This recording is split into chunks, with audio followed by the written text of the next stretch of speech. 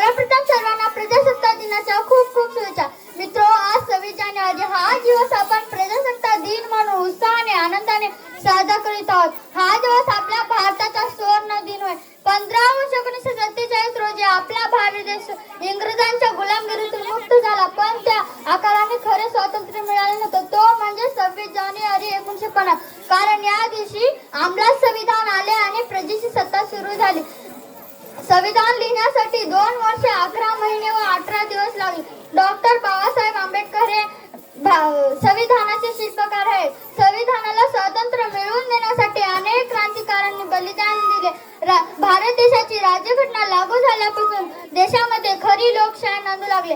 आपल्या देशाला स्वातंत्र्य मिळवून देण्यासाठी अनेक क्रांतिकारकांनी बलिदान दिले. आपण त्याला स्मरण करून सलामी देऊया. संविधानामुळे गोरगरिबापासून श्रीमंतापर्यंत प्रत्येकाला समान अधिकार मिळाला. आपण आपल्या संविधानाचा नेहमी आदर केला पाहिजे. देशाचा प्रत्येक नागरिक प्रतिज्ञा केली पाहिजे की मी आपल्या देशाची अखंडता नेहमी टिकून ठेव आणि देश कारण काम करीन. चला चारी करूया आपल्या संविधानाचा आधार ज्याने दिला जगण्याचा शिकण्याचा आधार. एवढे बोलून मी माझे 2 शब्द संपवते. जय हिंद.